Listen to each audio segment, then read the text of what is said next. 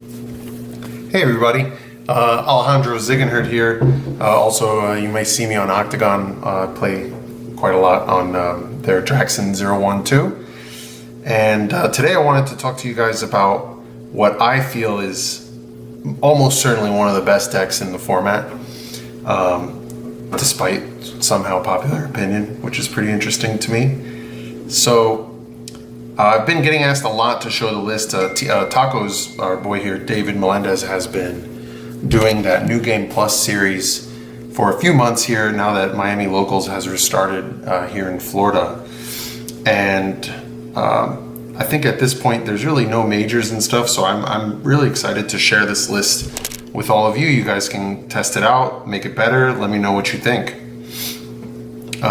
So let's get right into it. So first and foremost, this is a Ghido Baralai 4-color control list. The purpose of this list is basically color fix as soon as possible and then get Baralai Ghido out with preferably protection.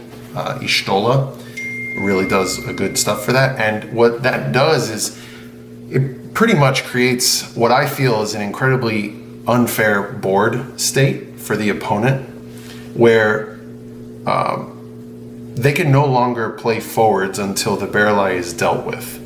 And when you have Y'shtola, Baralai, and sometimes Lael, you create a scenario where your opponent doesn't need to have just one answer right there. He needs to have two, sometimes three answers before they are able to progress their board state. Otherwise, it's basically play a backup past the turn, which in the mid game, when your opponent has some forwards out, that's not, you're creating that sort of unfavorable board position for your opponent. So let's talk about what this deck, how this deck is generating that infinite value. So Baralai, new card here in Opus 12, says when one or more dull backups you control is activated due to your summons or abilities, deal 3,000 damage to all the forwards the opponent controls. Second stanza says, when your opponent discards one or more cards from their hand due to summon or abilities, choose one character, dull it, and freeze it. Ghido, an Opus 3 card that no one has ever played until this moment. The drawback to this card is it's not a usual backup. It does not activate during the active phase normally. You have to actually pay a water to activate the Ghido. The second line of text, which most people don't know exists, is you pay one water, one colorless, and a tap, choose a forward, cost 5 or more opponent controls, put it on top of the owner's deck. The interaction that makes this so broken is that as Ghido pays for itself to activate itself, Baralai is generating a 3k damage packet every time you do this. So as your opponent plays forwards, whatever they do, they play a searcher, you respond, you tap your Ghido, it activates, you continue holding priority, you activate it again, you continue holding priority, you activate it again. You keep generating those 3k packets of damage until everything on the opponent's side of the board is dead. This can also be stacked on for as many times as you have water. So even if your opponent has a response to the Baralai, for example, the Amaterasu, the first effect, as long as you have any other source of water, you can pay one, and continue infinitely stacking the Ghido effect until the opponent's side of the board is dead. That's what really makes this so broken, is that there's no once per turn clause on either of these effects. So it creates a very polarized game state where until your opponent has dealt with either this or this, they can no longer play forwards. So let's talk about the list. I've got a relatively low curve. We're trying to get these forwards out cheaply and efficiently. In the early turns, I'm basically just trying to get down the Pain to go get me the Yuna, or just putting a body out, so like a Zidane, something like that, just so that I don't die. In the current meta with a lot of samurais and kind of dragoons, what I'm finding, particularly in the Samurai matchup, is that the Y'shtola offers me some relatively excellent protection in the early turns, and they're not really a particularly fast deck, so it's giving me that setup time, right? So cool. So let's talk about the backups. We've got 3 Yuna, 1 Chaos, 1 Lael, Waltrill, Althea, Brother, 2 Nordstalin, Rydia, Cloat, of course our boy the Super Turtle, 2 of course, and we'll talk about why in a moment too, Ghido, 3 of Tyro of course, and then the emergency button, Shantoto. So let's talk about how we're color fixing in this list. So the way we've constructed the list with Nordstalin package, we are able to search any color off of Nordstalin. So Nordstalin is going to come in and they're going to be able to get you Clavat for water, Lael for earth, and Althea for wind. Right? And you basically just choose whatever color you need depending on matchup or whatever color you need to fix ASAP. Alternatively, for more color fixing, we have the summon line, which we'll talk about in a moment. The usual thing you're trying to do here is, of course, present your color fix as soon as possible. You're trying to get your unit down, of course, early. Nordstalin package is a great early one. You don't want to be presenting this early. In fact, you don't even want this in your opening hand, to be honest with you. I think that's a lot of a mistake that a lot of Ghido players might be doing. You don't want this card early. In fact, you don't really want to play this card until it's time to clear the board for 2 reasons. 1, it doesn't activate, so it's not creating you the mana per turn. It's actually quite slow. And then also, it gives your opponent the signal that at any moment the Baralai is coming and they're coming in for the board clear, because there's no other reason why you would run the turtle right now, right? So big news, you definitely don't want to see this in your opening hand, which is surprising but completely true. You want to be getting your Tyro down, of course. Usual search targets for me for the Tyro is actually Y'shtola. For the same reason, I actually don't want to show my opponent that I'm on Baralai until I need to do it. This is a very good strategy for Swiss, where your opponent may not know what you're playing in the early turns, particularly because like Yuna and Nordstalin package is so, that could be any deck, right? So you really don't want to show your opponent that you're a Baralai Ghido deck until it's time to clear board, hopefully after they've overextended it a little bit. So that's the backup line. The summon package. So this is a summon heavy list. What we're trying to do here as an alternate win condition, just in case we need to stall for the Baralai Ghido plays, is we've got 3 cryo and then we're running, I believe, 14 summons of all colors. Now, this additionally to being part of the huge control package, we can search, again, any color for fixing with Rydia. So Rydia now gets us water, wind, or earth to do fixing. My usual target for the Rydia, especially in the early turns, is Sildra.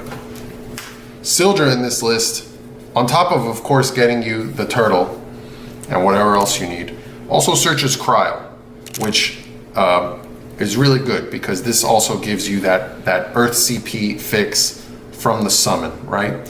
Usual targets for the Sildra will be Cryo, Yuna, Ghido, your 1 of Ash, your 1 of Geese. And this is helping you, and of course Tidus. And Tidus is a really interesting card. He's very niche, but with so many 1-of searchers in your list, you're not gonna like draw perfect every time, right? You need to be able to clear a backup space in case you played all the searchers. And Tidus has really gotten the surprise on the opponent that was not expecting me to be able to clear up a backup space to play the Ghido. I will say one caveat about this Hecaton chair. So of course we need to play some sort of counterplay to Minwu, right? Or otherwise it's really bad news bears for the list, correct? You need to be extremely careful presenting this Hecaton especially in the Cryo Gamer Mirror. So usually once they see this Hecaton go to the break zone, it's also bad for you in the later turns if they use that to cryo your own Hecaton and break your own Ghido with it. It feels very bad. Be very careful pitching that card. I do believe strongly that this card, as well as, you know, some very pointed backup hate, is the Achilles heel to the deck. So be very careful running that. Be very careful choosing when you're playing this. So let's talk about the forwards. So what I love about this deck is it's not just present Baralai and Ghido combo and you like stall out, right? You're basically playing a Storm list as well. You've got the One of Luck. I can't even tell you how many times the One of Luck has won me the game. I'm very strongly considering probably moving the lock up to 2 somehow in a future revision of the list. That's the key to this deck, is that, again, it's not just you're playing Baralai and Ghido and you're hoping to win the game with protection. No, you can do things that are not Baralai Ghido at all. Many games have been won on this list where I didn't have Baralai or Ghido. The standard Cryo, Asura, Lock, Finisher, Loop is still a devastatingly powerful play that can give you that alternate win con that really makes a deck good when it's not just one-dimensional. So remember too, you've got great combos as well with Zidane Lock. So the Zidane and Lock with the Baralai. So another scenario where you don't have Ghido for whatever reason could be to play the Baralai and then you're presenting the Zidane. Remember, not only do you get the discard from the opponent's hand, but Baralai also has that second line of text, which a lot of people forget about. And you can just dull and freeze, really buying you that extra turn for setup. Same thing with Lock. So Lock comes in, dull 2, freeze 2, Lock and discard. The Baralai is going to give you an additional third dull and freeze effect, which can really swing the games or buy you that time that you need to find your Ghido. The Kadaj is a very interesting play, and I think it's not really a take that I've seen in a lot of other Ghido Baralai lists. This was an addition from my good friend Brian Berkeley in California, who found that when he was playing a version of this at Reunion, he found that the deck was very reactive and not proactive. And Kadaj is really that feel-good card that I don't think you ever feel bad really playing Kadaj unless you're horrifically behind in the game, right? There's even scenarios where it's obviously not optimal, but turn 1 Kadaj, you know, it's pretty decent, to be honest with you. Like, I don't really feel bad about that. Obviously, I want to be presenting backups and doing Storm things, but I think Kadaj is definitely one of the best cards in the game, and he's stolen many games in this list just by his presence, giving you, again, that alternate win con to steal games from your opponent. The One of Geese has been amazing.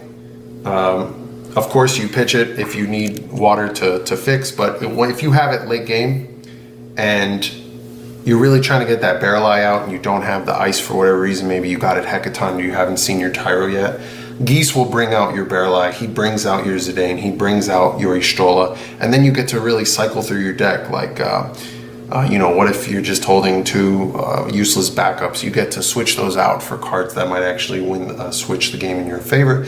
And also, Geese does not take damage from abilities other than specials. So again, for the Samurai matchup, which I think is the most popular list other than Storm, I think actually it is more popular than Storm. It's close though. He just won't die to the Cyan effect. They'll need to spend a summon to kill him. I've had a good friend who's even thrown 2 backups at him with Nail, and that was pretty decent. I liked that. I was like, what? What? So it's a pretty good card. Additionally, about the Ghido, I very much want to do like a public service announcement that Ghido has more than 1 line of text. I can't tell you how many times opponents don't know what his second line of text does, but it's actually quite powerful. For 2 CP, 1 water, and 1 any color, and a tap, Ghido will actually take a forward of your opponent that your opponent controls and put it on top of their deck. And so... Owner's deck. Of their owner's deck, which is actually quite hilarious. I'll go into like a corner niche scenario, which was pretty funny. But right now, your opponent plays Philia, and on the stack, even without Baralai, because Baralai Ghido doesn't kill the Philia, right? Because Philia doesn't take damage. The Ghido on the stack will bounce the Philia to the opponent's deck. The Ghido will bounce the Philia to the top of the opponent's deck, and then it'll actually hit itself as damage. So it's an incredibly clean answer to those 5, 6, 7, 8 drops, particularly if they don't have an insanely powerful ETB. But even if they do, doing this on my turn when I'm going for the attack, bouncing that super powerful option back to the top of your deck and then hitting that as damage, ensuring that I'm not going to crash into an EX burst, has been extremely valuable as like a standalone effect that most people don't really think about. Let's talk about matchups. So in this meta, I'm gonna concede one finer point, and there's really no arguing it. In current version, if my opponent is playing Storm or a Storm variant with 2 Hecatons or 3 with cryo loops, it's going to be a really uphill battle because the Tyro is vulnerable, then I can't make ice anymore. Obviously the Ghido dying is extremely bad for me, and then the ability for them to just keep cryoing those options. I'm going to run out of Y'shtolas before my opponent runs out of cryo Hecaton loops. So that's generally a very bad matchup. But the reason I feel like the deck is so strong is that in this current meta, I feel like the most frequently seen decks are Samurais, Dragoons, and Storm.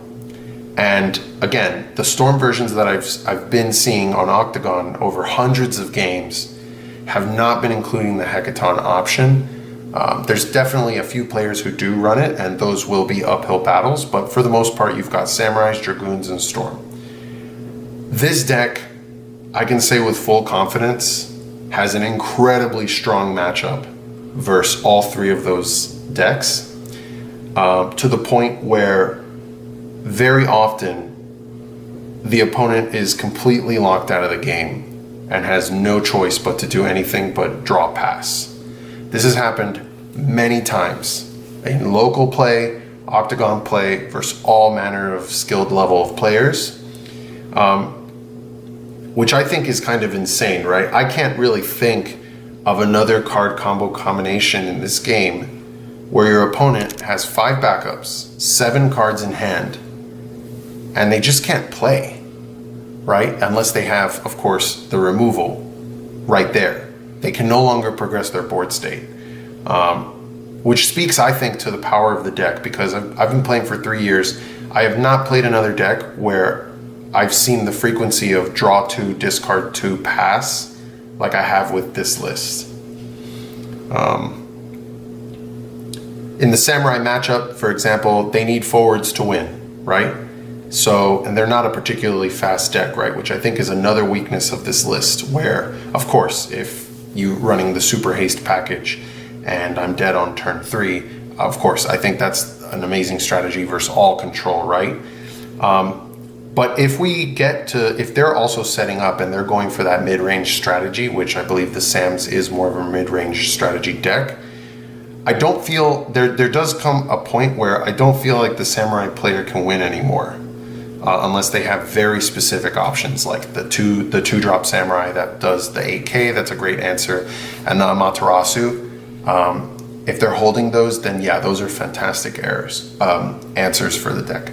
Remember though, the classic weakness of Ghido Baralai has been 3 Baralais die, you lose the game. That's not going to happen in this version of the list, right?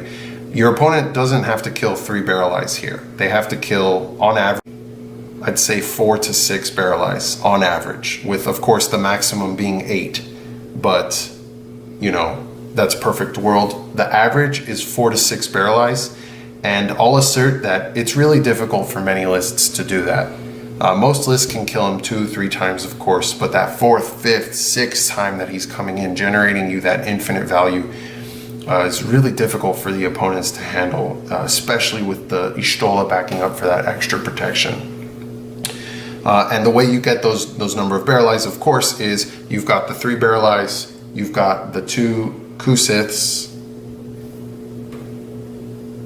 There, sorry, huge reflection here. You've got the 2 Kusiths, and then of course you've got the 3 Cryos, which can recur the 2 Kusiths twice, right? So you've got, this is in essence 2 Baralais. This is in essence 2 more Baralais, and then this is of course 3 Baralais for 8 total, right? Another beautiful thing is in the other versions of the list, pitching the Baralais for mana is like literally the most feel bad thing that you could possibly do. In this list, you know, you're getting those back, right? So of course you don't want to be pitching them willy-nilly, but it's not like the other versions where 3 Baralais leave and you lose the game. So Samurais I think is an excellent matchup for this list. Dragoons. Dragoons is another one of those interesting matchups, right? So if Dragoon God hands you and they've got the Barbarisha with the 3 Dragoons, then yeah, it's very bad. What I found though is that isn't really the average game with Dragoons. They're trying to go to 3 backups just like you are, and then they're trying to play from sort of that like mid aggro to mid range, especially if they're presenting the Alice and they're trying to just kill you with that value. I again assert that no deck can outvalue this deck once the setup has been achieved, even if they're drawing 3 per turn, right? Usually in the Dragoon matchup, what will occur is their number 1 answer for the Baralai is going to be that 3-drop Dragoon that comes in, they reveal 4 Dragoons, and they kill the Baralais. The issue with that is that, again, they only have 3 of those.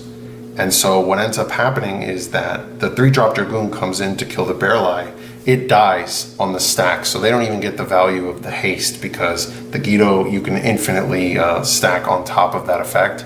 So that forward dies, they kill the Baralai, and then, you know, next turn I'm just presenting it again somehow, usually, right? That is how you're creating that insane value per turn, is the Baralai is just coming in again and again and again. And then Storm. I truly, the Storm matchup is very interesting. If they're running Hecaton, again, I think it's a 90-10 in their direction. It's very bad for us. The classic Storm lists that I've been seeing, they're not running that sort of package, and they're not really running removal in general. They're just trying to just destroy you with that insane value that deck can generate, right? The Cryle into the Asura, into the Ash, into the Baralai, into the Lock, draw a card at the end of the turn. They've got 4 forwards. You know, all of that just dies to this, right? So of course they run the Y'shtola, who is an amazing option, but Y'shtola, 1 damage per turn, you know, your deck can deal with that until you eventually draw into your removal options for the Y'shtola, being either the Famfrits or alternatively the Ash comes in, blanks her out, and then she just dies all the same to the Baralai right while you're setting up. Then, you know, for the Althea Shentoto loops, you've got your own protection with Y'shtola. I wager that matchup is it's not a polarized matchup like I feel with the Tribals. I feel like the Tribals is a polarized matchup, like the Samurais and Dragoons I think is extremely polarized in this direction. But I do think this deck has a mid to favorable, all things being equal, both players being of great skill with like top shelf decks. I think that we're in the mid to slightly favored with this version of the list. Yeah, in closing, you know, I've been working on this list here for months. I've gotten help from several people. We have help from Sam Prime, who basically put in the Nordstallen package, really upped the consistency of the deck.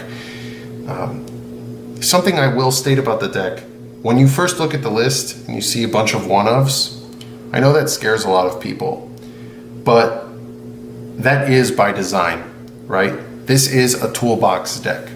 We're not going for 3 of good stuff. We're going for search what you need when you need it, depending on the matchup, depending what color you need, etc. And so don't be scared of all the one-ofs. there's a method to the madness, right? I invite you guys to, take a look at this list, play with it, add some edits. You can always reach out to me. I'm very happy to discuss this list at any time. Obviously, you can tell from the NA post that I'm quite passionate about this list, and I'm willing to really debate anybody about the topic respectfully, of course. And, thank you so much for your time. A bonus session for everyone still here at home.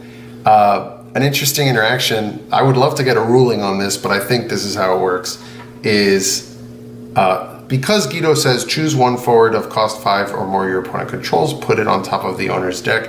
I recently came into a game where my opponent stole my lock with Lonnie, played it to the board, and then at the end of the turn, I Ghido'd it. It goes back to the top of my deck, and then I knew that I was drawing a lock for turn. So, very silly interaction, but just keeps going to show you that second line of Ghido's text, especially in today's meta with all the heavy costed 5 drops plus, it's just a really great standalone effect in the current meta.